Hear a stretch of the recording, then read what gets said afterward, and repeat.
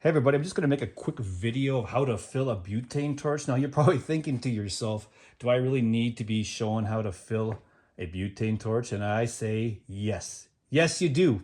If you don't fill butane torches on a regular basis, I use this guy for bruleeing food and cigars, all right? And sometimes you'll fill it up, okay? Not really thinking, just slamming it in there and filling it up, and it sputters and hisses and it misfires. Well, there's a reason for that, and I'm going to show you that right now. All right, so first things first. A lot of people say that you have to first purge all of the fuel out of your lighter before you can refill it. Now, I can understand why they're saying that is because you want to release the pressure, okay, of the compressed air in here, because butane settles at the bottom, okay, and the air rises to the top because butane's heavier.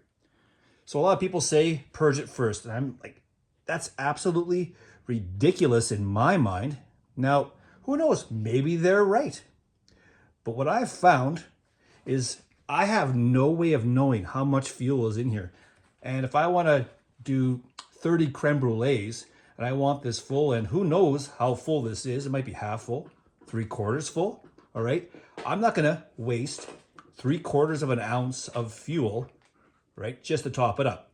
So what you gotta do is just release the pressure, because you'll be adding new gas, okay? That's pressurized. So the problem is, if you just slam this in here, okay, and fill it up with fuel, you're adding even more pressure, right, to the cylinder. So right now, say if this is half full of fuel, say if we can see right in here, if you release the pressure of the gas, the butane level will actually drop. Thus, you'll be able to put more gas in, all right? Let's release the pressure, all right, to this lighter, because we're going to be adding more pressure to this lighter. And let's just purge it a little bit. Now you can hear the compressed air escaping. And that should be good. All right. Now, you'll notice my containers are upside down, right? Because we want the gas, all right, the butane, to settle. We don't want to shake this up and down and do a bunch of craziness, right? Because we want butane in here.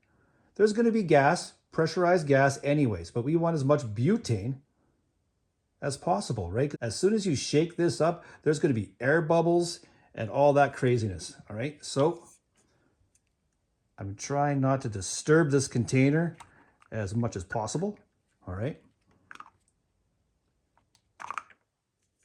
And now I'm just gonna fill it until it just escapes the top here.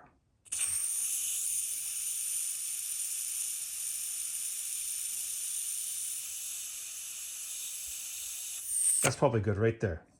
You can almost hear the air rushing to the top and escaping, but it's not filled all the way, because you don't want to necessarily fill it all the way either.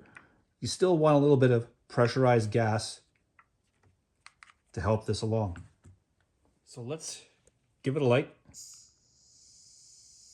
and see if it works, all right? So it looks like you don't have to purge it all the way before you fill it. All right, let's talk about fuel quality, all right? I never really paid much attention to this before, but I'm sure it works. You know what I mean? I'm sure these premium brands burn a lot cleaner, and I'm sure they extend the life of your torch.